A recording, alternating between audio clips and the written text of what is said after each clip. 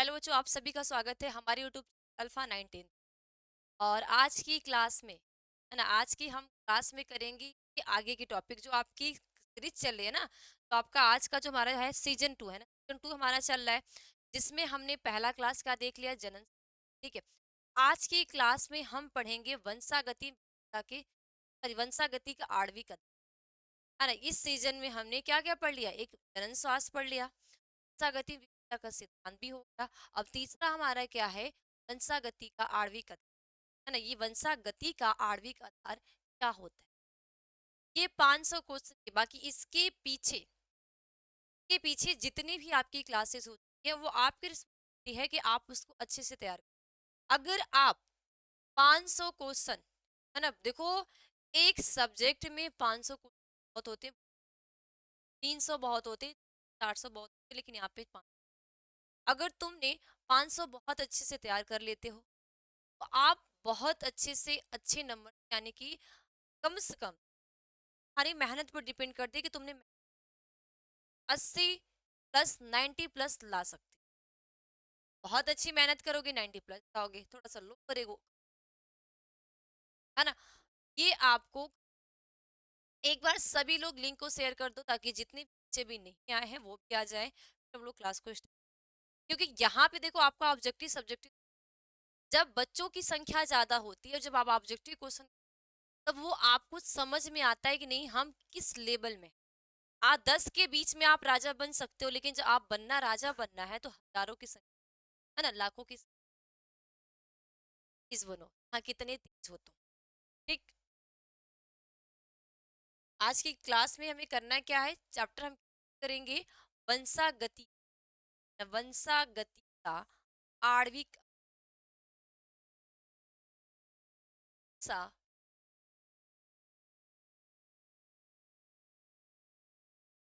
आणविक आणविक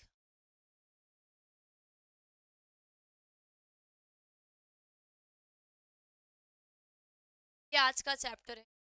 इसके पीछे के जितने भी चैप्टर के ऑब्जेक्टिव सब के आपकी जिम्मेदारी, आप उसको। ठीक है, तो चलिए क्लास को स्टार्ट करते। पहला क्वेश्चन है, फेड्रिक फेड्रिक ग्रिफिथ ने खोज की।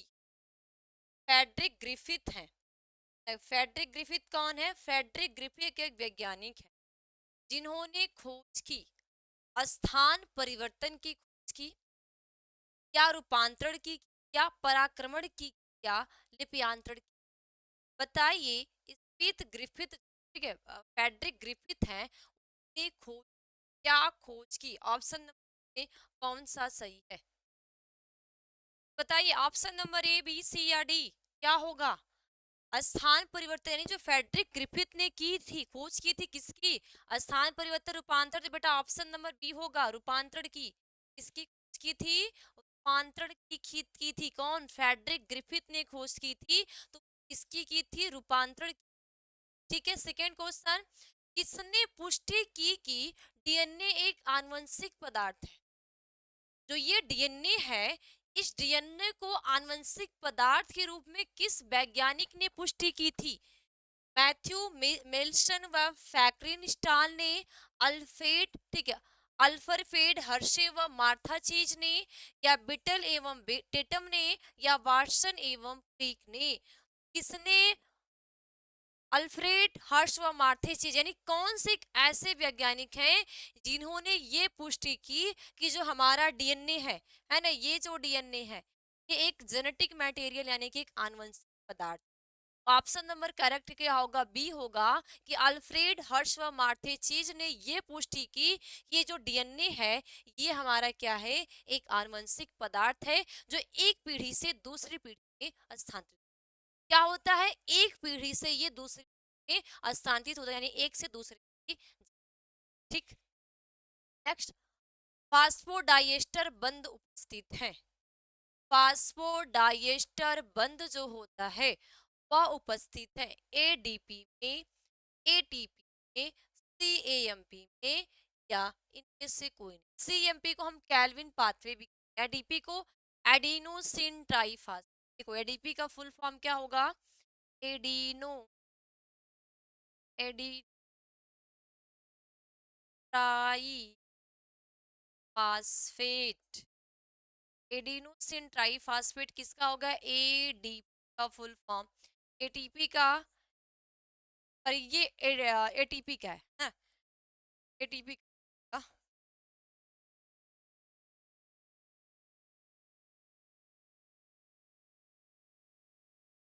क्या हो जाएगा? एटीपी। एटीपी का एडिनोसिन ट्राइफास्फेट। यही पर जब एडीपी की बात करते हैं तो एडिनोसिन डाई फास्फेट का हो जाएगा एडीपी। तो फास्फोडाइएस्टर बंध उपस्थित है, एडीपी में है, एटीपी में है, सीएएमपी में है, या इनमें से कोई नहीं। तो ऑप्शन नंबर करेक्ट क्या होगा? थर्ड होगा, कि जो फास्फोडाइएस्टर बंध उपस्थित होता है वो होगा सीएएमपी में। किसमें? सीएएमपी। तो करेक्ट आंसर क्या हो जाएगा? Option number. ठीक। नेक्स्ट, डीएनए पॉलीमरेज एंजाइम की खोज करने वाले वैज्ञानिक थे। डीएनए पॉलीमरेज एंजाइम की खोज करने वाले वैज्ञानिक थे। कौन से ऐसे वैज्ञानिक थे जिन्होंने डीएनए पॉलीमरेज की खोज की थी? तो कार्नबर्ग ने, या नीरेनबर्ग ने, वाटसन ने, क्रिक ने। तो बताइए, डीएनए है ना, डीएनए पॉलीमरेज एंजाइम में, डीएनए पॉलीमरेज जो एंजाइम है उसकी खोज किसने? फटाफट आंसर बताओ कि डीएनए पॉलीमरेज एंजाइम की खोज करने वाले वैज्ञानिक थे। कौन से ऐसे वैज्ञानिक थे जिन्होंने डीएनए पॉलीमरेज एंजाइम की? तो बच्चा यहाँ पे क्वेश्चन नंबर 14 का, सॉरी चौथे का आंसर क्या होगा? ऑप्शन नंबर ये, कि कार्नबर्ग नामक जो वैज्ञानिक थे, इन्होंने क्या क्या था? जो डीएनए पॉलीमरेज एंजाइम की खोज। ये जो वाटसन एवं क्रिक, एक तो दो वैज्ञानिक हैं, इन्होंने डीएनए का जो डबल हेलिक्स मॉडल है ना, डीएनए का जो द्विगुणित संरचना है, उस द्विगुणित संरचना को इन्होंने। ठीक है। नेक्स्ट, गुणसूत्रों का निर्माण होता है यूक्रोमैटिन से, हेट्रोक्रोमैटिन से, दोनों यानी ए तथा बी दोनों से, इनमें से कोई नहीं। तो गुणसूत्रों का निर्माण होता है, ये जो गुणसूत्र है ना, गुणसूत्र की जब संरचना हम देखते हैं, ये कुछ इस प्रकार का हमारा गुणसूत्र।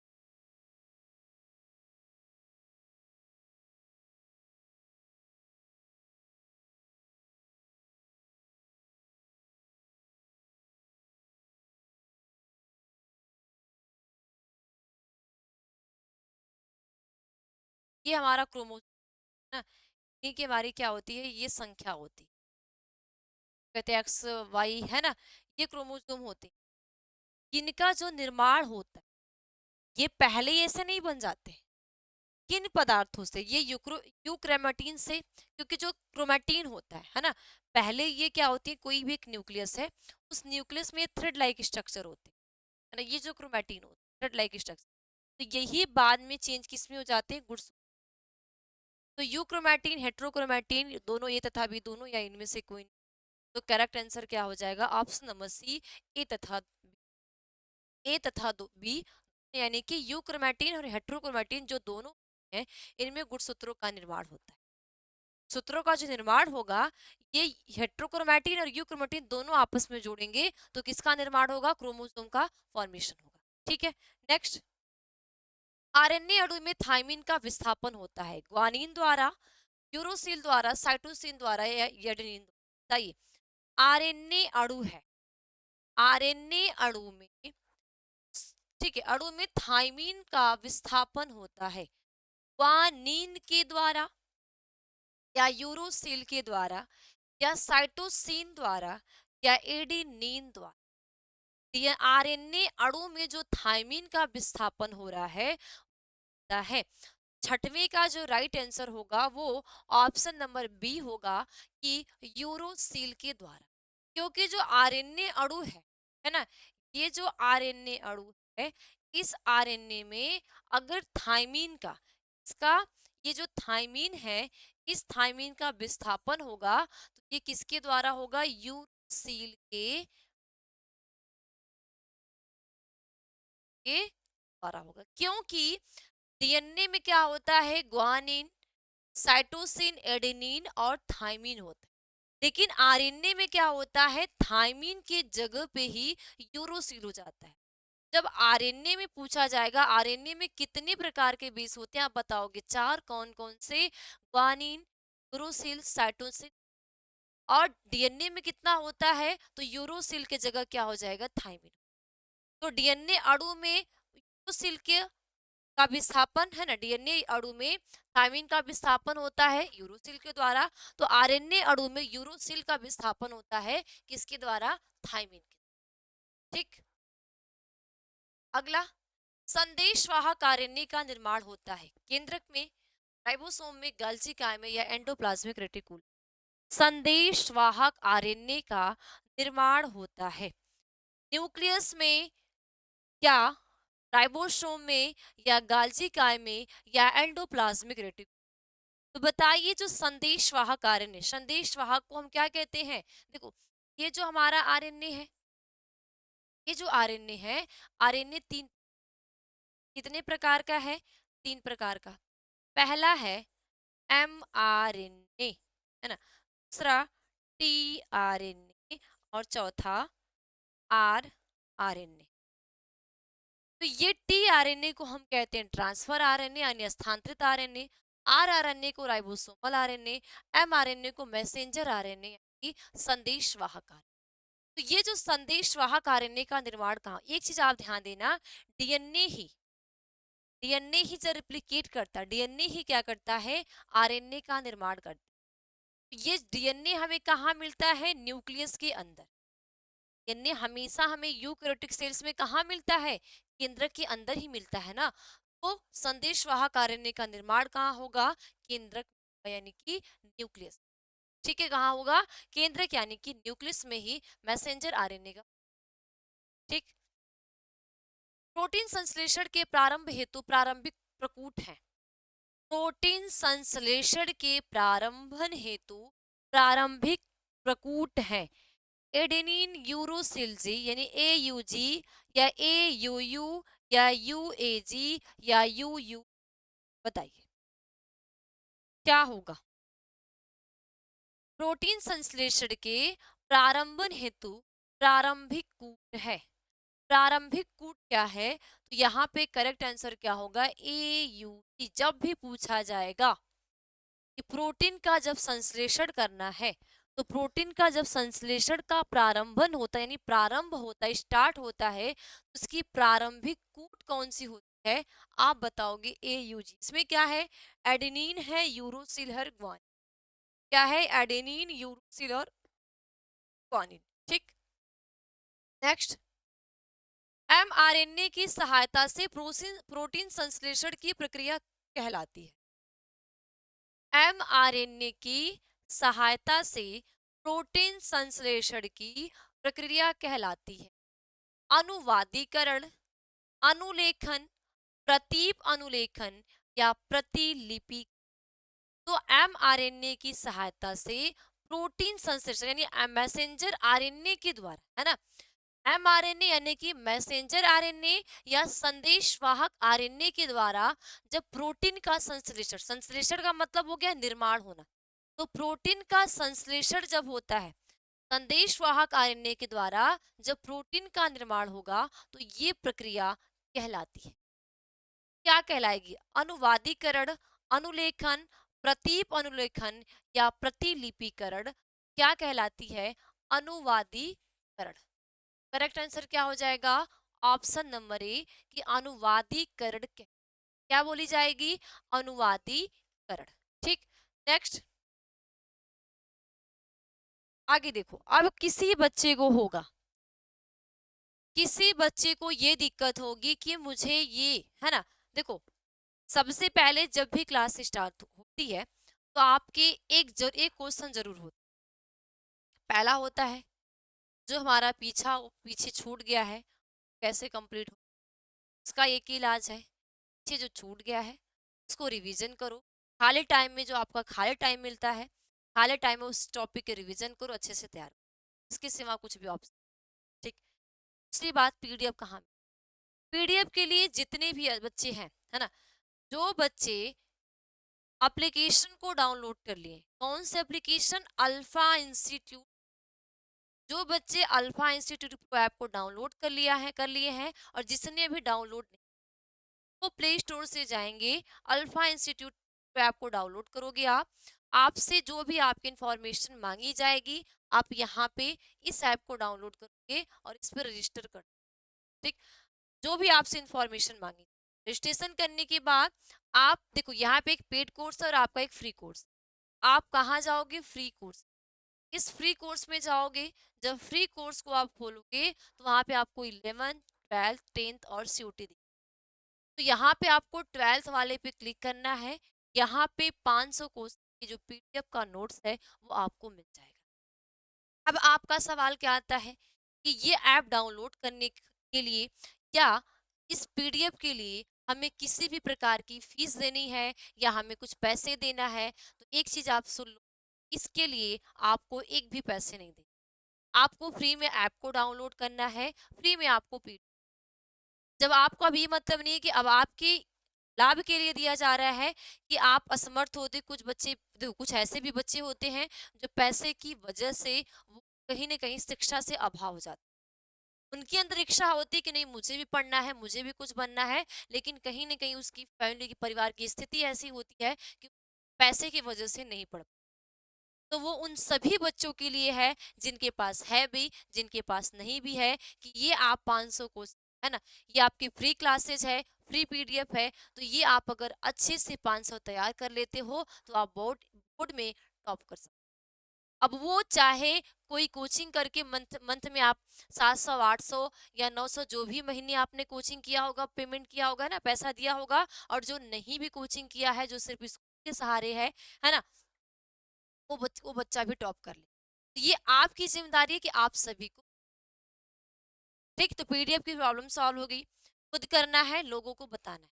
और क्लास में, इस क्लास में, किसी क्लास में लाओ या मत लाओ, इस क्लास यानी जितनी भी क्लास है, केमिस्ट्री फिजिक्स मैथ या बायो, ये चारों क्लास में आपको बच्चे को ले, क्योंकि सिर्फ अपनी भला से नहीं होता, खुद भी करना है, दूसरों को, ठीक। अब दूसरी बात आती है कि हमने कुछ पढ़ा ही नहीं है ना, हमने तो कुछ क्या है, पढ़ा ही नहीं है, अब हम कहाँ से पढ़ेंगे, है ना?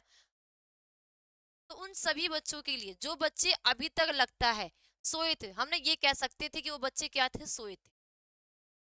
कुछ कुछ एक कमेंट में देखी थी, किसी बच्चे ने बोला था कि नहीं अभी तो बोर्ड एग्जाम में बहुत टाइम है, अभी सो लेते। तो ये आपकी भूल है कि बोर्ड एग्जाम में भी बहुत टाइम है, हम सो लेते, ठीक है। अब बोर्ड एग्जाम में आपके बिल्कुल टाइम नहीं, आपका सितंबर चल रहा है, ठीक है, आधे सितंबर खत्म, ठीक। आज आपका कौन, आधे सितंबर तो आपके खत्म हो गए, बचा आपका अक्टूबर नवंबर, और मैं पहले ही क्या बोली थी, अपने पूरे सिलेबस को, हर एक सब्जेक्ट के सिलेबस को नवंबर तक बिल्कुल कंप्लीट कर दो, 2 मंथ आप रिवीजन के लिए। तो उन सभी बच्चों के लिए जो अभी कहीं पे भी ज्वाइन नहीं हुए हैं, उनकी तैयारी एकदम जीरो है, तो आप सभी के लिए अभी भी एक बेहतरीन मौका है, शिखर 2 पॉइंट, ठीक है, शिखर बैच 2.0 ज्वाइन होने के लिए आप यही अल्फा इंस्टीट्यूट पर आपको डाउनलोड करोगे, ऐड हो जाओगे। अब इसमें आपकी जो तैयारी है एकदम जीरो लेवल से, यानी कि चैप्टर 1 से स्टार्ट हो चुकी है, बहुत सारे बच्चे बैच को ज्वाइन को लेकर तैयारी भी कर रहे हैं। इसमें आपके डेली लाइव क्लासेस है, लाइव डाउट क्लासेस है, क्लास नोट पीडीएफ है, ऑनलाइन वीकली टेस्ट है, और स्टडी मटेरियल यानी कि आपको बुकलेट दिया जाता है जिससे आपको किसी भी प्रकार की ठीक। उसके बाद कंप्लीट सिलेबस के सभी महत्वपूर्ण प्रश्न, मॉडल पेपर, गेस पेपर और पिछले 5 साल के पेपर भी सॉल्व कराए। अब इसके लिए आपको अल्फा इंस्टीट्यूट प्रो ऐप को डाउनलोड करना पड़ेगा, डाउनलोड करके आप इस बैच से ज्वाइन हो सकते हैं। किसी भी प्रकार की आपको दिक्कत महसूस हो रही है, नहीं समझ में आ रहा है, तो आप इस नंबर पे 93057715 पे कॉल करके भी जानकारी ले सकते हैं, ठीक है। तो वो उन लोगों के लिए जो अब तक सोए हुए थे, है ना, जो जागे हुए थे, जिन्होंने पढ़ाई कर ली है, आधे से ज्यादा सिलेबस खत्म करके उनका रिवीजन भी हो गया है, तो वो अच्छी बात है। लेकिन जो अभी तक सोए थे उनकी, है ना, तो जो आप भी सोए हो आपके लिए है, और जो अभी ऐसे भी हैं जिन्होंने एकदम किया है। ओके, चलिए आगे बढ़ते हैं। नेक्स्ट क्वेश्चन है, हरगोविंद खुराना जाने जाते हैं, ये जो हरि गोविंद खुराना है वो जाने जाते हैं, प्रोटीन संश्लेषण के लिए, आरएनए की खोज के लिए, डीएनए की खोज के लिए, या डीएनए लाइगेज एंजाइम की। बताइए, हरगोविंद खुराना जाने जाते हैं। ये जो हरगोविंद खुराना है वो किसके लिए जाने जाते हैं? प्रोटीन संश्लेषण के लिए, आरएनए की खोज के लिए, या डीएनए की खोज के लिए, या डीएनए लाइगेज एंजाइम की। तो बताइए किसके लिए जाने जाते हैं? तो जिस भी बच्चे का 10वें का ऑप्शन नंबर ए है कि प्रोटीन संश्लेषण के लिए, तो बिल्कुल करेक्ट आंसर है कि जो हरविंद, ठीक है, हरगोविंद जो खुराना है, इसके लिए प्रोटीन संश्लेषण यानी कि प्रोटीन का सिंथेसिस करना, प्रोटीन का निर्माण। ठीक। नेक्स्ट, प्रोकैरियोटिक कोशिका में जीन नियमन तथा संगठन के लिए ओब्रायन मॉडल ने प्रस्तावित किया। हमारी कोशिकाएं जो होती है वो दो प्रकार की, प्रोकैरियोट कोशिका और यूकैरियोट। प्रो में केंद्रक है लेकिन उसमें न्यूक्लियर मेम्ब्रेन का अभाव, नग्न डीएनए होता है, और यूकैरियोटिक में डीएनए जो होता है न्यूक्लियर मेम्ब्रेन से कवर होता है। ठीक है। तो प्रोकैरियोटिक कोशिका में जीन नियमन तथा संगठन के लिए ओब्रायन मॉडल का प्रस्तावित किया था जैकोब एवं मोनार्ड ने। ठीक है, जैकोब एवं मोनार्ड ने, बिडल एवं टाटम ने, मेल्सन एवं स्टाइन ने, या विल्किंस एवं फ्रैंकलिन। तो बताइए किसने किया था? तो यहाँ पे जैकोब एवं मोनार्ड ने किया था प्रोकैरियोटिक कोशिका में जीन नियमन तथा संगठन के लिए। तो प्रोकैरियोट यानी प्रिमिटिव जो सेल्स है उनमें जीन नियमन के लिए, उसके संगठन के लिए ओब्रायन मॉडल प्रस्तुत। तो आप किस में पढ़ते हो? ओब्रायन मॉडल को किस में पढ़ते हो? ठीक। नेक्स्ट, ओब्रायन मॉडल प्रस्तावित किया था वाटसन तथा क्रिक ने, नीरेबर्ग ने, जेकब तथा मोनट ने, या इनमें। अभी जो ओब्रायन मॉडल है, इन्होंने क्या किया कि एक प्रोकैरियोटिक कोशिका में जीन नियमन का, ये किसने प्रस्तावित किया? तो ये भी आपका आंसर क्या होगा? जेकब तथा मोनट, है ना? जेकब तथा मोनट ने, यानी कि ऑप्शन नंबर कौन सा करेक्ट होगा? ओके। नेक्स्ट, डीएनए अणु में साइटोसिन 18% है, तो एडेनिन का प्रतिशत है। ये डीएनए अणु है, इस डीएनए के अणु में इसकी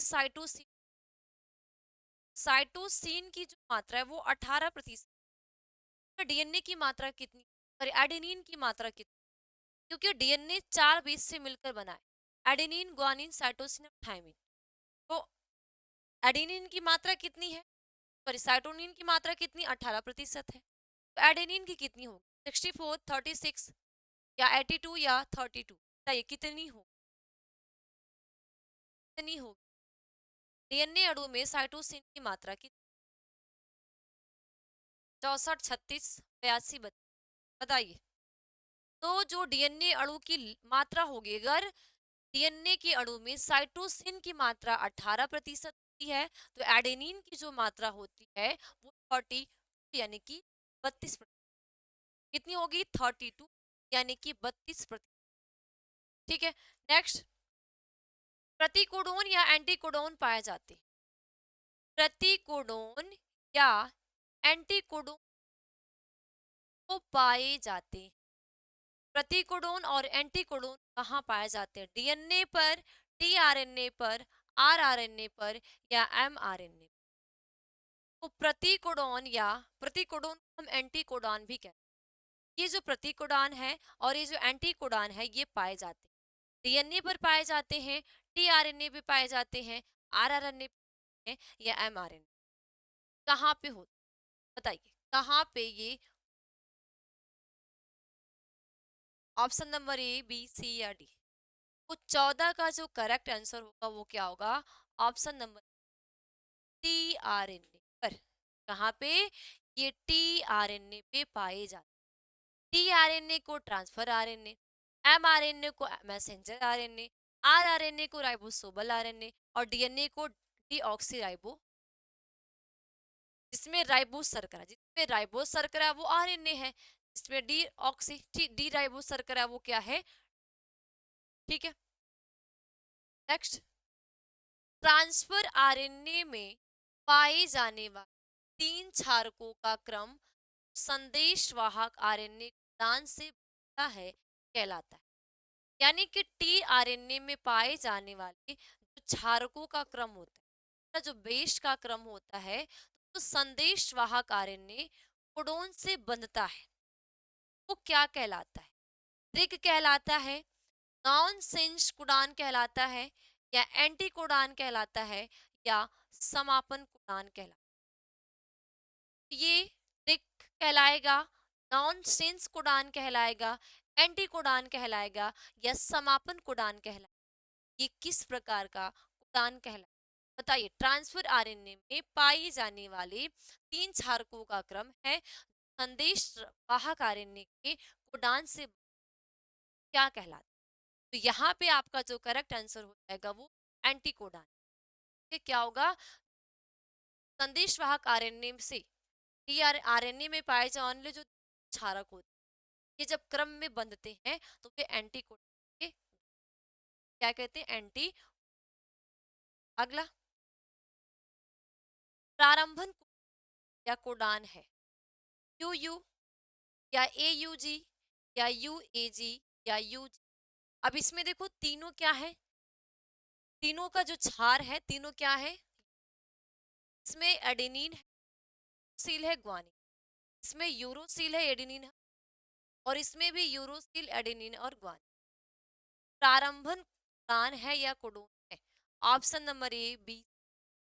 क्या है इसमें? प्रारंभन कोडान है। कौन से इसमें प्रारंभन? ऐसे कौन? तो प्रारंभन जो कोडान होते हैं का 16 का जो राइट आंसर होगा बी, यानी कि ए यू। जहां पे A U, A A U G, A U, ये यू जी क्या है? प्रारंभन।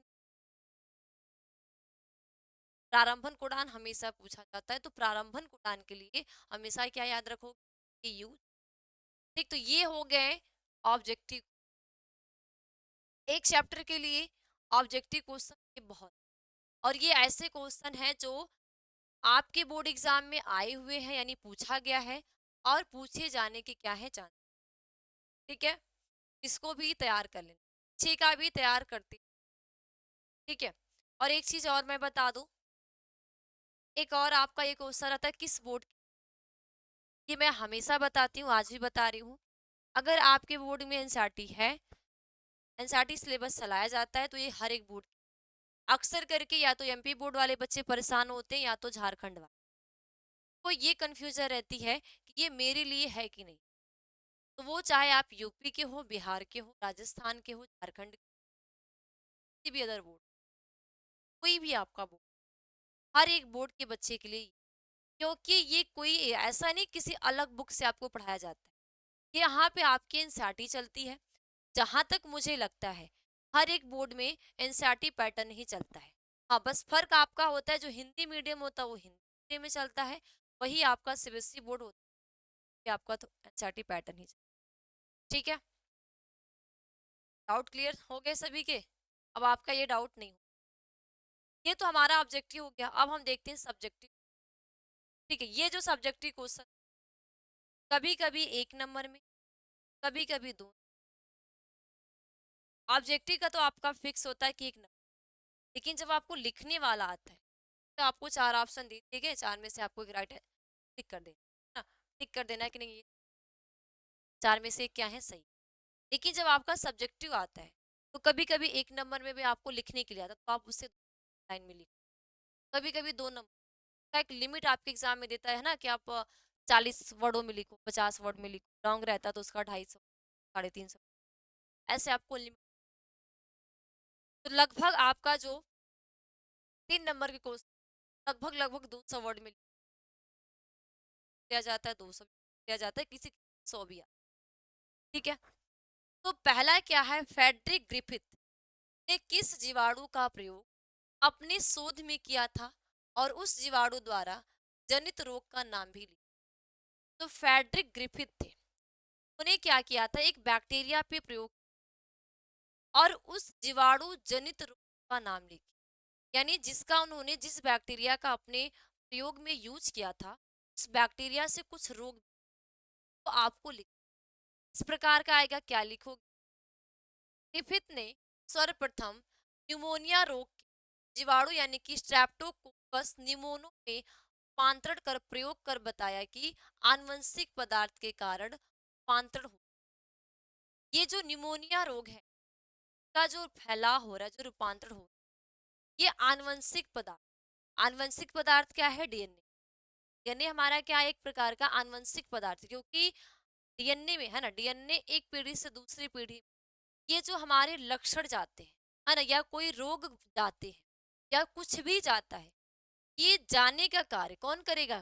फैक्टर करता है। मेंडल जी ने फैक्टर को क्या बोला था? कारक बोला था। और कारक क्या है? जीन है। जीन को उन्होंने एक वर्ड दिया था जो हम कहते हैं जीन। जीन ही हमारे आनुवंशिक लक्षणों का निर्धारित करता है। जैसा जीन हमें अपने पेरेंट्स से मिलता है ना, जो जीन हमारे पेरेंट्स में होता है वही जीन संतति में यानी हमारे अंदर आता है। ये कौन करता है? जीन ही। लक्षणों का निर्धारण कौन करेगा? जीन करेगा। जीन को हम आनुवंशिकी की इकाई कहते हैं, आनुवंशिकी की क्रियात्मक इकाई कहते हैं, क्योंकि जब तक जीन नहीं होगा कोई भी लक्षण, कोई भी कार्य वो निर्धारित नहीं। जैसे आँख के रंग का जीन है ना, हमारे शरीर के कलर का जीन, बालों के रंग का जीन, हमारे लंबाईपन का जीन है ना, बौनेपन का जीन। एक संकर लंबा होता है, बहुत ज्यादा लंबा ना बहुत ज्यादा छोटा। तो ये जो हमें लक्षण मिलते हैं, ये हमें अपने जनक से मिलते हैं। तो ये जनक से जब संतति में लक्षण आते, निर्धारित कौन करता है? ये जीन ना रहे कुछ ना रहे। ठीक है। ग्रिफिथ ने क्या किया था? सर्वप्रथम निमोनिया रोग की जीवाणु स्ट्रेप्टोकोकस न्यूमोनिया में रूपांतरण कर प्रयोग बताया कि आनुवंशिक पदार्थ के कारण ही रूपांतरण होता है, तथा एवरी मैकयार्ड एवं मैकवार्टी ने जीवाणु में रूपांतरण प्रयोग द्वारा सिद्ध किया कि डीएनए आनुवंशिक पदार्थ होता है। एक नंबर का ये भी पूछा जाता, जो अभी आपने देखा कि डीएनए को आनुवंशिक पदार्थ सबसे पहले कौन बोला? तो ये फ्रेडरिक ग्रिफिथ ने। किसने बोला? ये जो दो है ना, मैकयार्ड और एवेरी, इन्होंने क्या बोला कि ये आनुवंशिक पदार्थ है। क्यों? क्योंकि इन्होंने इस पे प्रयोग किया था। किस पे प्रयोग किया था? इस निमोनिया रोग, जो निमोनिया हो रहा है, निमोनिया रोग हमें किसकी वजह से होता है? ये स्ट्रेप्टोकोकस बैक्टीरिया की वजह। ये अक्सर करके छोटे बच्चों के, छोटी उम्र के बच्चों में होता है। बड़ो उम्र के बच्चों में कम चांसेस होते हैं, लेकिन छोटी उम्र का जो बच्चा होगा उसमें बड़े ज्यादा ही चांस होते हैं। इसमें प्रभावित हमारा अंग कौन सा होता है? जो हमारे श्वसन मार्ग होते हैं, लेकिन कोई कोई गलती से कह देता है कि हमारा फेफड़ा प्रभावित हो जाता है। निमोनिया से कभी हमारा फेफड़ा प्रभावित नहीं होता। ये हमारी श्वसन अंग, जैसे फुफ्फुस हो गया, फुफ्फुस के बाहर वाला पार्ट हो गया, ये हमारा श्वास नली हो गया, ये हमारी प्रभावित हो जाती है, जिससे हमें सांस लेने में के लिए भाप दिलाया जाता है ना, मेडिसिन दी जाती है। और एक उसका एक लक्षण होता है कि जो हमारे होठ ना, बच्चे का जो होठ होगा या किसी बड़े लोग में ही निमोनिया हो गया तो होठ होगा और जो नाखून होगा ना, चाहे हाथ का नाखून चाहे पैर का नाखून, दोनों जो नाखून होते हैं वो कैसे हो जाते हैं? नीले हो जाते हैं। देखो, दो ही रोग ऐसे हैं हम मानव में, दो ऐसे रोग होते हैं जिसके हमें लक्षण भी दिख जाते हैं। जैसे अगर निमोनिया होगा तो हमारे नाखून का रंग और होठ का रंग कैसा हो जाएगा? नीला हो जाएगा। जब हमें पीलिया हो जाती है तो हमारी बॉडी कैसे हो जाती है? पीली पीली हमें नजर आती है। हमारे आंखों का रंग कैसा हो जाता है? पीला पीला आंखें हो जाती है। ये कुछ ऐसी बीमारियां होती है जो इसके लक्षण भी शरीर में दिख जाते हैं, रंग के लक्षण होते हैं। ठीक है। नेक्स्ट,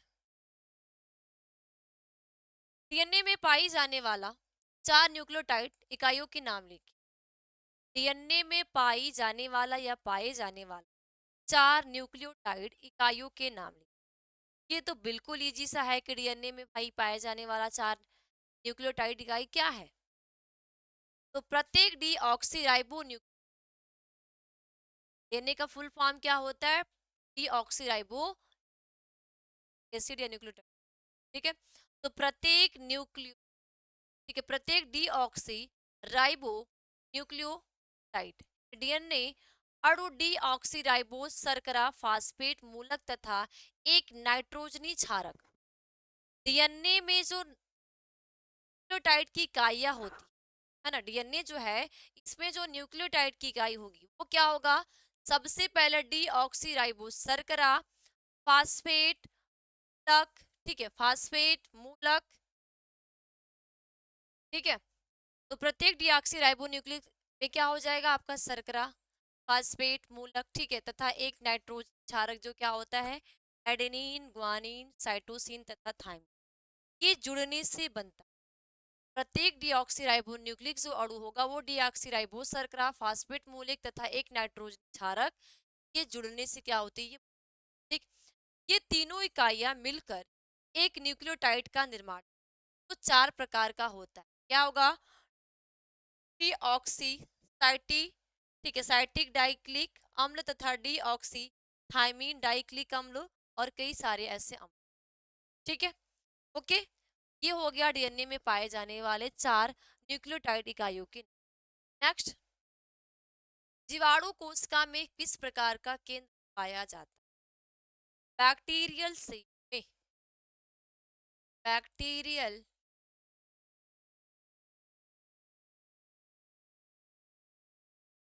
जीवाणु कोशिका में किस प्रकार का केंद्रक पाया जाता है, केंद्रकाव यानी न्यूक्लियोइड या जीनधर, है ना, जीनोफोर या आरंभिक पाया जाता है।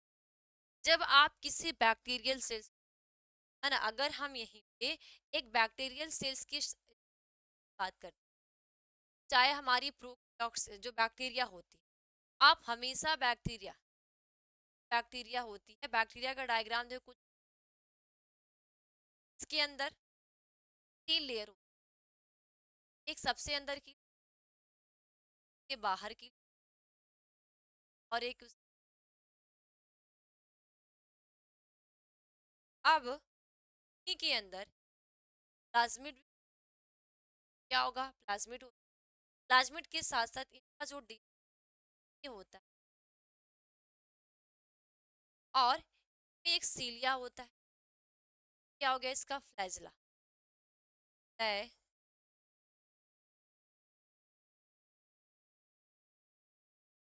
फ्लैजिल, क्या हो गया, फ्लैजला हो गया।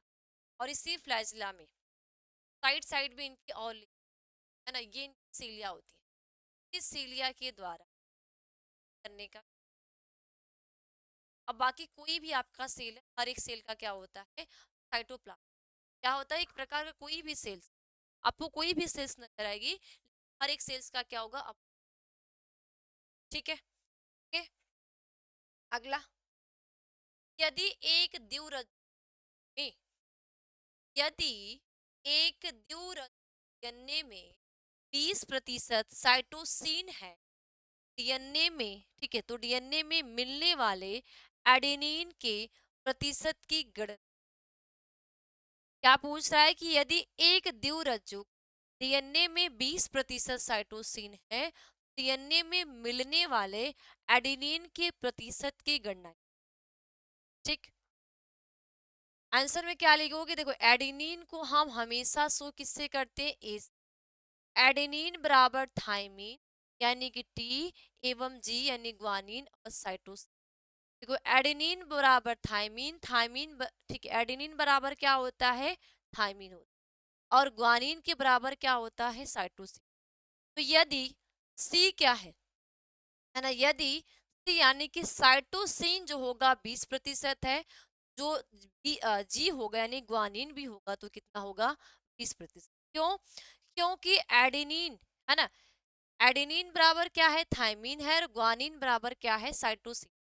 तो साइटोसिन की जब मात्रा कितनी है, 20% है, ग्वानिन भी कितना होगा, 20% होगा। जी प्लस सी बराबर 40%, है ना, यानी 20 20 बराबर 40 हो जाएगा। फिर ए प्लस टी बराबर कितना हो गया, ए प्लस टी कितना हो गया, यानी कि ये 40, ठीक, 100 - 40 यानी कि 60%, क्योंकि ए बराबर टी इसलिए, ठीक है, और ए इसलिए कि ए बराबर 30% और टी बराबर 30, एडेनिन 30% है, थाइमिन भी है 30%, एडेनिन बराबर थाइमिन होता है, जितना थाइमिन का प्रतिशत होगा उतना एडेनिन का होगा, ठीक है, जितना थाइमिन होगा उतना एडेनिन होगा, जितना ग्वानिन होगा उतना साइटोसिन। ओके, समझ में आ गया, नहीं समझ में आएगा वापस से देख लेना, नहीं समझ में आएगा वापस से क्लास को देख लेना, क्योंकि एक बार में कोई चीज समझ नहीं, समझ किसको आती है, जो बच्चा पहले से रिवीजन करके आता है ना। जो पहले से अच्छे से रिवीजन करके आता है उसकी सारे टॉपिक बहुत,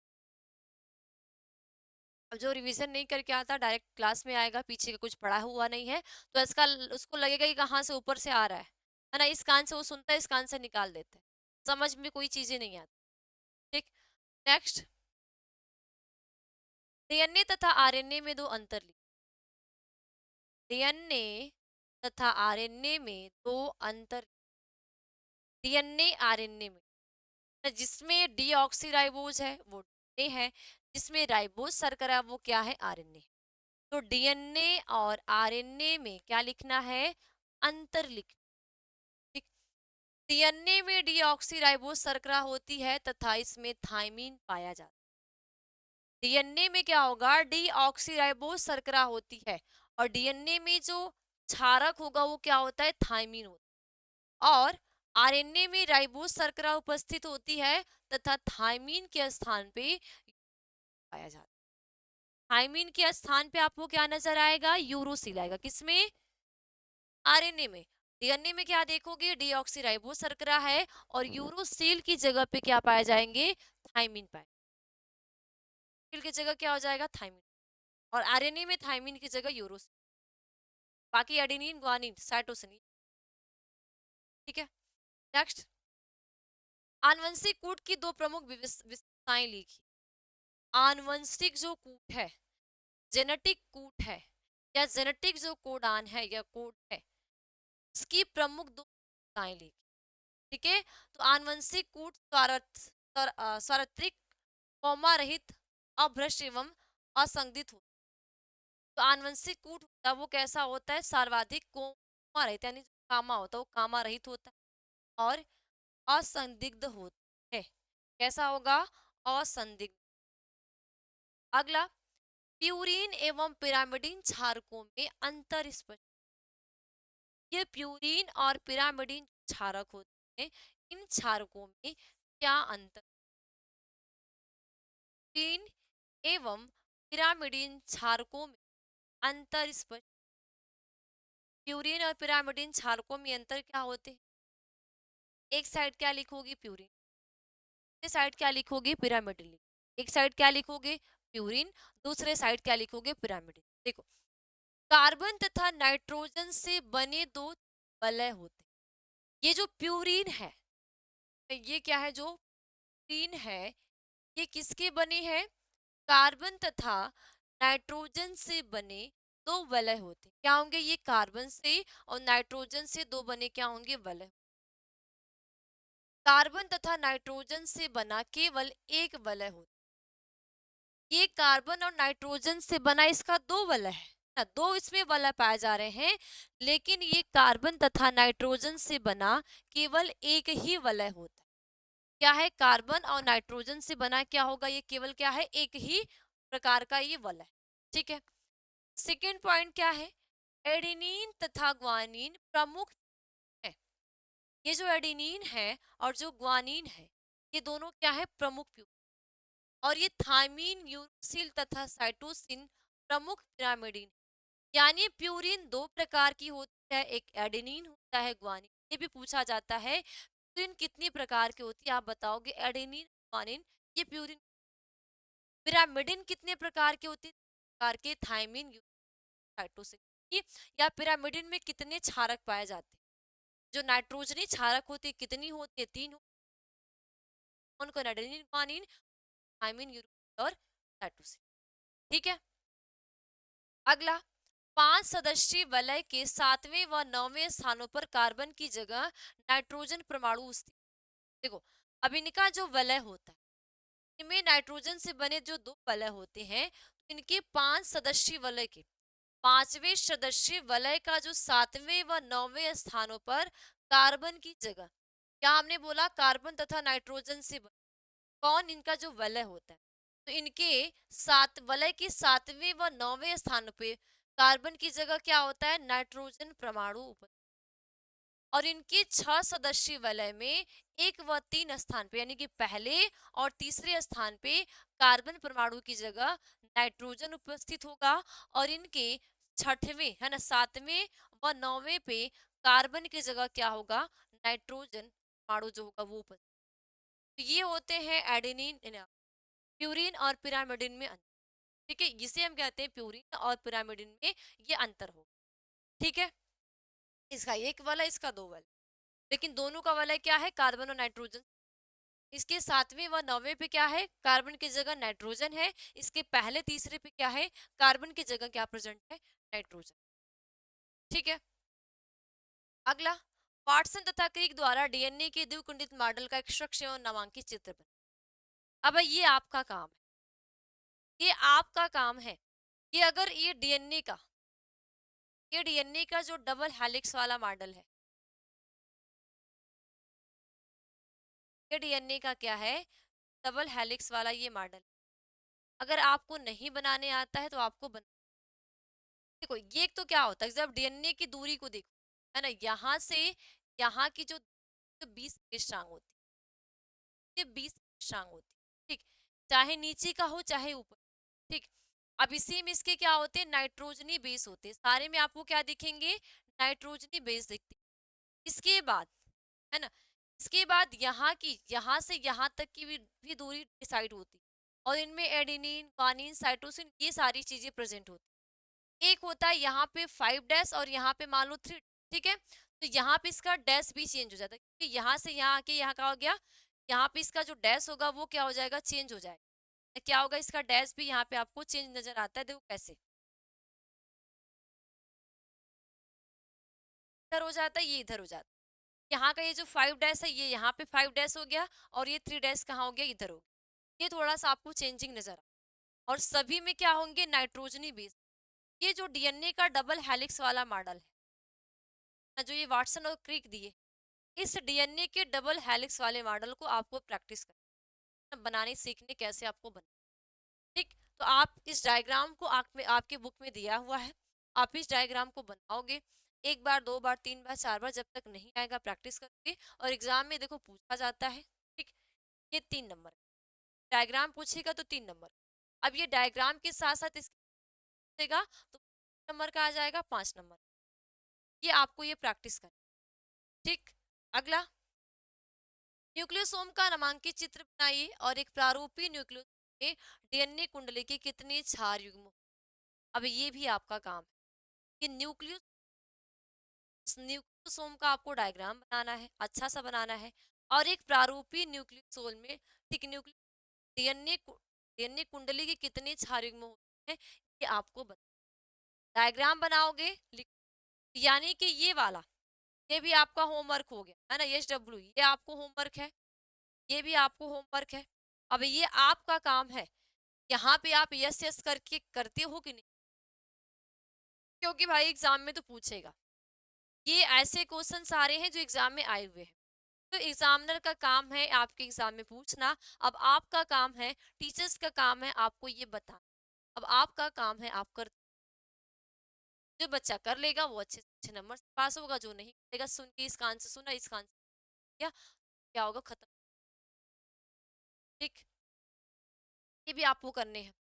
इसके बाद नेक्स्ट, यदि डीएनए हेलिक्स के एक स्टैंड में नाइट्रोजन समछारों का क्रम निम्न, यानी 5 डैश ATG ये है, और 3 डैश, इसके पूरक स्ट्रैंड में अगर 5 डैश में इतना, 5 डैश और 3 डैश में इतना है, उसके पूरक स्ट्रैंड में नाइट्रोजन समाचारकों का क्रम डैश से 5 डैश क्या होगा। ये 5 डैश से 3 डैश का ये है, हमने देखा ना, देखो ये यहाँ से ये ऐसे, यहाँ से अगर यहाँ 5 है तो यहाँ 3 है, ये 3 यहाँ आ जाएगा, ये 5 यहाँ। तो अगर 5 से 3 इतना है, 3 से 5 नीचे वाला ये ऊपर का है, ये इसके ऊपर का है। यदि डीएनए के हेलिक्स के एक स्ट्रैंड में ये वाला ऊपर का जो स्ट्रैंड है 5 डैश से 3 डैश तक इतना है, ये जो नाइट्रोजन समक्षारकों का क्रम इतना है, अगर हम इसको 3 डैश से है, 3 डैश से 5 दिशा में क्या होगा, आंसर क्या लिखोगे, पहले डीएनए की खंड का टेम्पलेट स्टैंड बनाए। क्या करोगे, पहले डीएनए खंड का टेम्पलेट स्टैंड बनाए, ये आपका काम है, समझ लो एक प्रैक्टिकल जैसा है। ये एक प्रैक्टिकल के जैसा है। अब ये करना आपका काम है। अब आप ये करते हो कि नहीं करते? ठीक। पहले क्या करोगे, डीएनए की खंड का एक टेम्पलेट बनाओ, ठीक है, स्टैंड बनाए, एमआरएनए, ठीक है, जिसको आरएनए का अनु के क्या होगा, के बाद जो एमआरएनए यानी जिसको आरएनए कहते हैं, का क्या हो जाएगा वहां पे, अनुलेख। ठीक है। अगला, डीएनए कोडिंग स्ट्रैंड क्या होगा, देखो डीएनए जो कोडिंग स्ट्रैंड होगा, डीएनए कोडिंग स्ट्रैंड 5 डैश से इतना है। टेम्पलेट स्टैंड जब आप बनाओगे तो 3 डैश से जब 5 डैश की ओर जाओगे तो आपका, ठीक है, तो ये आपको ये प्रैक्टिस कर। और M R N A stand में 5 डैश से टेम्पलेट स्टैंड में 3 डैश से 5 इधर होगा, और M R N A stand में 5 डैश। ठीक। ये आपको प्रैक्टिस करनी, बनाने आते हैं, बनाना सीख, प्रैक्टिस करोगे आ जाएगा। अगला, आणविक जीव विज्ञान के, आणविक जीव विज्ञान के मूल सिद्धांतों से आप क्या समझते हैं, ये आपका हो। आणविक विज्ञान के जो मूल सिद्धांत ना, आणविक जीव सिद्धांत होते हैं, सिद्धांत आप क्या समझते हैं?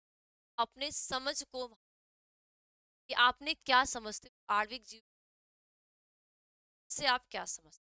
ठीक है। अगला, अनुलेखन इकाई के मुख्य भागों के नाम। अब यहाँ पे भी है कि अनुलेखन इकाई का जो भाग है के भागों को क्या करिए, नाम। ये भी आपका होमवर्क है। देखो कुछ मैं आपको सॉल्व कराऊंगी और कुछ आपको कर, एक ही क्लास में हर एक चीज पॉसिबल। मेरा काम आपको बहुत जरूरी हो, मैं बता रही हूँ, जो नहीं है वो आपको है कि प्रैक्टिस करनी। ठीक है। मैं चाहती तो सिर्फ आपको क्वेश्चन भी दे सकती थी, लेकिन आंसर इसलिए मैं दे रही हूँ ताकि आपको इधर उधर ढूंढने की जरूरत ना पड़े। आप एक प्रॉपर नोट्स बना लो और नोट्स बनाने के बाद सिर्फ प्रैक्टिस करो। बस ऐसे ही क्वेश्चन दे देती तो क्वेश्चन देने के बाद पहले आप आंसर ढूंढ जाते, है ना, जगह जगह आंसर लिखते। ये थोड़ा सा आपको एक फायदे का, तो मैंने दी हूँ प्रैक्टिस करने। अब जो नहीं है आपके पास, अब उसको ढूंढ के, तो आपके पास आपने क्लास नोट्स बनाया होगा, हर एक चीज होगा आंसर को। ठीक है। अगला, प्रोटीन संश्लेषण को प्रारंभ कर, प्रोटीन संश्लेषण को प्रारंभ को प्रथम अमीनो का नाम लें। प्रोटीन संश्लेषण को प्रारंभ, प्रोटीन संश्लेषण है जब हम प्रोटीन संश्लेषण को क्या करेंगे, प्रारंभ करेंगे। प्रारंभ कर, प्रारंभन और प्रथम अमीनो अम्ल का, प्रोटीन संश्लेषण को प्रारंभन करने ही प्रारंभिक कूट यानी AUG तथा GUG, और प्रथम अमीनो अम्ल का नाम फेनी, ठीक है, फेनिल एलेनिन हो, HE क्या, और जिसका प्रकूट UC होता, क्या हो जाएगा, ट्रिपल U एवं डबल U, और क्या हो जाएगा। ठीक है। डीएनए की द्विकुंडली संरचना का केवल नामांकित चित्र, यही चीज डीएनए की आपकी बात, ये यही जो डीएनए का द्विकुंड, यही जो डीएनए का द्विकुंड का सचित वर्ण, ये आपके डीएनए का क्या है, द्विकुंड। अब इस द्विकुंडित मॉडल को आपको क्या करना है, सचित, क्या करने इसका सचित वर्णन कर। ठीक। ये भी डायग्राम आपको प्रैक्टिस कर, यहाँ पे आपके 5 डैश होते, वाला जो होता डैश होती, और इन स्ट्रांग होती, यहाँ पे भी 5 ऐसे। ठीक है। ये बेस जोड़ा होता है, ये बेस का जोड़ा है एक, अगर यहाँ पे एडेनिन गुआनिन, हमेशा हमने क्या है, एक क्षारक एक के बराबर होता है। यहाँ पे ये जो बेस जोड़ा है, ये आप देखते हो कुछ ये होता है, कुछ ये अलग, ये अलग होता है। ठीक है। और ये जो है इसको हम शर्करा फास्फेट, क्या है, शर्करा फास्फेट। और एडेनिन जो होता है वो हमेशा थायमिन से, ये आपको पीला और ग्रीन जो है वो एडेनिन और थायमिन है ना, और रेड और ऑरेंज में ग्वानिन और साइटोसिन। देखो यहाँ पे आपकी क्या प्रेजेंट है, ये एडेनिन और ग्वानिन है, फिर आपकी साइटोसिन, ग्वानिन और साइटोसिन, ठीक, फिर आपकी क्या आ जाएगी, थाइमिन और एडेनिन। ये इस प्रकार की संरचना को आपको प्रैक्टिस कर, कि ये डबल हेलिक्स जो मॉडल है वो बार बार पूछे, या तो शॉर्ट में या तो लॉन्ग में, लेकिन आने तय है, यानी कि नहीं, ये आने तय है आप। ठीक, अगला,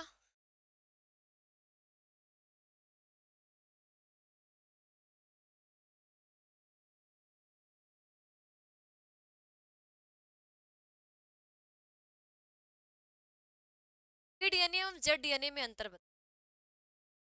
बी डीएनए और जेड डीएनए में अंतर बताए। एक साइड क्या लिखोगे, डीएनए, और एक साइड क्या लिखोगे, जेड डीएनए। देखो, जो बी डीएनए होता है ना, बी डीएनए और जेड डीएनए में से अंतर पूछा जाए, जो बी डीएनए होता है, बी डीएनए यानी कि दक्षिणावर्त कुंडलित होता है। बी डीएनए जो होगा वो कैसा होता है, दक्षिणावर्त होता है, और दक्षिणावर्त के साथ साथ कैसा होगा, कुंडलित। ये जो जेड डीएनए होता है ये वामावर्त होता है, ये यानी दक्षिणा यानी दाहिना, और यानी बाया, है ना, वामावर्त यानी बाया। जेड डीएनए हमेशा कैसा होगा, वामावर्त होता है, और ये जो बी डीएनए होता है ये हमेशा कैसे होते हैं, दक्षिणावर्त होते हैं। ठीक है, क्षार युग्मकों के मध्य दूरी 3.36, यानी कि ये जो क्षार युग्मक के बीच की दूरी, मानो ये एक क्षार है, एक क्षार है, यहाँ से ये दूसरा क्षार, यहाँ से यहाँ तक ये जो दूरी होती है, इसमें बी डीएनए में 3.36 होती है, इन जेड डीएनए में क्षार युग्मों के मध्य की 3.2 से 4.13 होती है। इसमें 3.36 और इसमें क्या होगी, 3.2 से 4.13, यानी इनमें ज्यादा होती, इनमें क्या होती। ठीक, यानी कि किस यहाँ से यहाँ तक की दूरी किसमें होगी, बी में 3.36 होगी, और यहाँ पे अगर ये जेड है ना, ये दो क्षारक है, यहाँ से इनकी जो बीच की दूरी होगी जेड डीएनए में, ये कितनी होगी, 3.2 से 4.13 होती। क्षार युग्मकों की संख्या 10 होती। अब इनमें क्षार युग्मकों की संख्या होती है 10, किसमें, बी डीएनए में, लेकिन क्षार युग्मकों की संख्या 12 होती, यानी कि इनमें जो क्षार युग्मक की एक क्षार से दूसरे क्षार के बीच की दूरी, अगर यहाँ पे आप समझो, अगर मानो जेड डीएनए में क्या बोल रहा है, बी डीएनए है, ये एक क्षारक ही है, ये एक क्षारक ही है, की दूरी कितना बोल रहा है, 3.36, है ना, लेकिन अगर यहीं पे जेड डीएनए है तो ये क्षार, मानो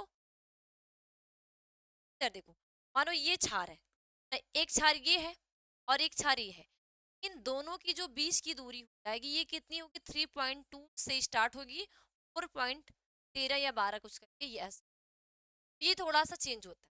अब इनमें जो क्षार युग्मों की संख्या होती है वो 10 होती है, 1 2 4 5 करके ऐसे करके 10 होती है, और किसमें, बी में, बी में कितनी होगी, 10 होगी, और इनमें कितनी, 12।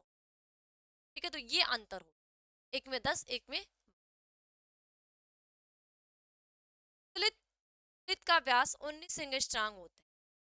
अब ये जो कुंडलित का व्यास होता है वो 19 होता है, और कुंडलित का व्यास 18 एंगस्ट्रांग, यानी कि यहाँ पे देखो, ये यहाँ से, है ना, अगर बी डीएनए है, बी डीएनए है तो ये जो कुंडन का व्यास है, एक इधर से कुंडन एक इधर से कुंडन, का व्यास बी डीएनए में कितना हो जाएगा, 19 एंगस्ट्रांग है, बी में होगा। अगर वो जेड डीएनए हुआ, है ना, जेड हुआ, ये यहाँ की दूरी थोड़ी सी बढ़ जाएगी, अरे सॉरी कम हो जाएगी, यानी कितनी हो जाएगी, 18 हो जाएगी। ये इसका व्यास है, एक कुंडली से दूसरी कुंडली का जो व्यास हो जाए। ठीक है,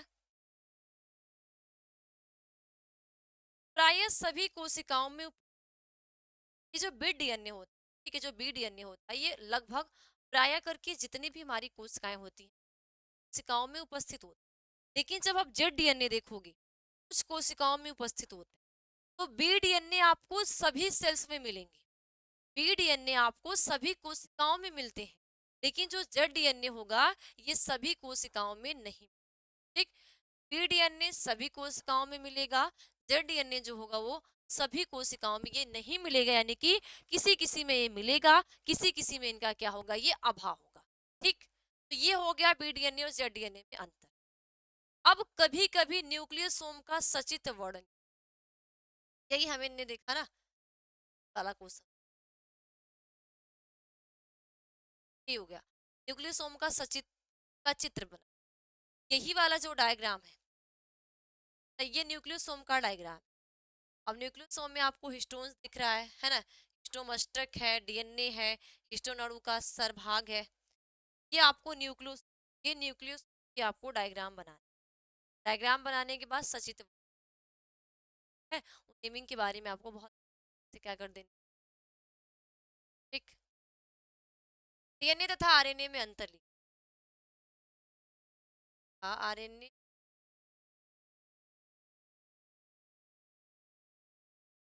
अच्छा यहाँ पे होगी,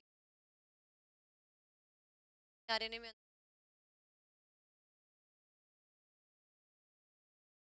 चलो देखो डीएनए और आरएनए में वो तो कभी कभी से पूछा तो आप ये भी लिख सकते हो कि डीएनए मुख्य रूप से केंद्रक में पाया जाता है, कि हमेशा जहाँ डीएनए होगा, डीएनए हमेशा हमें कहाँ दिखता है, केंद्रक में, या मुख्य रूप से कोशिका द्रव्य में पाया जाता है। जब आप कोई भी प्लांट सेल देखो, एनिमल सेल, आप जब पादप कोशिका और हम जंतु कोशिका की संरचना देखते, तो पादप कोशिका में भी न्यूक्लियस है, जंतु कोशिका में भी न्यूक्लियस है, तो हम जो देखते हैं साइटोप्लाज्म हमें होता है, साइटोप्लाज्म में हमेशा हमें आरएनए राइबोसोम, लेकिन जो न्यूक्लियस होता है, न्यूक्लियस के बीच में हमें क्या दिखते हैं, ठीक है, कहाँ न्यूक्लियस के बीच, इसमें दो पॉलीन्यूक्लियोटाइड श्रृंखला कुंडलाकार अवस्था में होती है, ये डबल वाला हो जाता है ना, डबल होगा, और इनमें एकल होता है, इसमें जो समानता एक सूत्री, ये समानता क्या होंगी, इनमें दो सूत्र पाए जाएंगे, और ये समानता क्या होंगी, एक सूत्र, यानी कि इनमें एक ही सूत्र पाए जाते हैं। आगे ये आपके लॉन्ग में पूछ दिए जाते हैं ना, 5 नंबर या 3 नंबर, इसमें पेंटोज शर्करा डीऑक्सीराइबोज प्रकार की होती है, इनमें जो पेंटोज शर्करा होगी वो कैसी होगी, डीऑक्सीराइबोज प्रकार की, इनमें पेंटोज शर्करा राइबोज प्रकार, आरएनए में जो शर्करा होगी वो डीऑक्सी, डीएनए में, आरएनए में राइबोज, ठीक। थायमिन क्षारक पाया जाता है और यूरोसिल अनुपस्थित, डीएनए में थायमिन क्षारक पाया जाएगा, डीएनए में थायमिन क्षारक की मात्रा क्या होगी, वो पाया जाएगा, लेकिन यूरोसिल का अभाव होगा। आरएनए में थायमिन क्षारक अनुपस्थित होता है, लेकिन यूरोसिल क्या होगा, पाया जाता है, ठीक है, यूरोसिल क्या होगा, पाया जाता है। यह प्रायः सभी जीवों एवं कुछ विषाणुओं का आनुवंशिक पदार्थ होता है, जो डीएनए होगा ये प्रायः सभी जीवों एवं कुछ विषाणुओं का आनुवंशिक, यानी कि हमारे धरती पे जितने भी जीव हैं, सभी जीव का जो आनुवंशिक पदार्थ क्या होगा, वो डीएनए, और जीवों के साथ साथ जो विषाणु है, यानी कि वायरस, वायरस को हम क्या बोलते हैं, सजीव और निर्जीव के बीच की कड़ी, क्योंकि ये सजीव और निर्जीव के बीच की कड़ी इसलिए बोले जाते हैं कि जब ये किसी सजीव की बॉडी पे रहते हैं तो ये रिप्रोडक्शन करना स्टार्ट कर देते हैं, जब यही किसी निर्जीव की बॉडी पे रहते हैं तो ये रिप्रोडक्शन करके अपनी संख्या नहीं बढ़ा, इसलिए इनको सजीव और निर्जीव के बीच की कड़ी कहते हैं। यह केवल कुछ विषाणुओं में ही होता आनुवंशिक पदार्थ का कार्य करता है, लेकिन आरएनए कुछ ही ऐसे विषाणु होंगे, कुछ ही ऐसे जो वायरस होते हैं जिनमें आनुवंशिक पदार्थ का कार्य करते हैं, नहीं तो किसी में भी नहीं, वायरस में कुछ भी, बाकी जितने भी बैक्टीरिया हो गया ना, मुनेरा फंजाई प्रोटिस्टा पादप जंतु, में सभी जेनेटिक पदार्थ क्या होगा, डीएनए होगा। वायरस में कुछ वायरस में जेनेटिक पदार्थ डीएनए होगा और कुछ में क्या होगा, आरएनए होगा, ठीक है। समस्त जीवधारियों में डीएनए आधारभूत रूप से एक समान एवं एक प्रकार होता है। अब समस्त जीवधारियों में जो डीएनए होता है ये आधारभूत रूप से एक समान ही होता है और एक प्रकार होता है। अधिकांश जीवधारियों की कोशिकाओं में 3 प्रकार के आरएनए जैसे एमआरएनए, टीआरएनए तथा आरएनए, और अधिकांश जीवधारियों में की कोशिकाओं में डीएनए के कोई प्रकार नहीं, लेकिन आरएनए के क्या है, प्रकार है। कौन कौन से हैं, एम, टी और आर, लेकिन इसमें ऐसा कोई प्रकार नहीं है कि एम डीएनए हो गया, टी डीएनए हो गया, आर डीएनए हो गया, ये ऐसा कुछ भी यहाँ नहीं, ठीक है। नेक्स्ट, मानव जीनोम परियोजना पर संक्षिप्त टिप्पणी लिखिए। मानव जीनोम परियोजना, अभी ये मानव जीनोम परियोजना क्या होती, तो मानव जीनोम परियोजना पर संक्षिप्त टिप्पणी लिखी। देखो, ये जो मानव जीनोम परियोजना होगी, तो मानव जीनोम परियोजना की शुरुआत सन 1990 में संयुक्त राष्ट्र अमेरिका ने एक अंतर्राष्ट्रीय अनुसंधान कार्यक्रम के रूप में की। यानी कि सबसे पहले जो मानव जीनोम परियोजना 1 नंबर का पूछा जाता है, मानव जीनोम परियोजना की शुरुआत कितने सन में हुई थी? आप बताओगे 1990। कहाँ पे हुई थी? तो संयुक्त राष्ट्र अमेरिका ने, अमेरिका में स्टार्ट हुई थी। और ये किसके द्वारा? एक अंतर्राष्ट्रीय अनुसंधान कार्यक्रम के द्वारा हुई थी। इस परियोजना का प्रमुख मुख्य उद्देश्य मानव जीनोम के डीएनए क्रम को निर्धारित करना था। अब ये जो जीनोम परियोजना है ना, मानव जीनोम परियोजना के, देखो इसको जीनोम परियोजना भी कह सकते हैं, लेकिन ये किसके लिए थी? सिर्फ मानव के लिए। डीएनए सबका है। डीएनए में जो आनुवंशिक पदार्थ है वो डीएनए हर एक जीव का, मैंने क्या बोला, वायरस में कुछ का है कुछ का नहीं है। बाकी हमारी धरती पे जितने भी जीव हैं वो एक माइक्रोस्कोपिक है, या इसको अपने नग्न आंख से देख रहे हैं, सबका आनुवंशिक पदार्थ क्या हो जाएगा? डीएनए हो जाएगा। ठीक। तो इस परियोजना का प्रमुख उद्देश्य मानव जीनोम के डीएनए क्रम को निर्धारित करना था। एचजीपी के बारे में जानकारी से जीव विज्ञान के उस नए क्षेत्र के तेजी से विस्तार से संभव हो पाई है। और यह जो है एचजीपी किसके द्वारा? एचजीपी के बारे में जानकारी से जीव विज्ञान के उस नए क्षेत्र को तेजी से विस्तार में संभव हो पाई है, और जिसे जैव सूचना विज्ञान कहते हैं।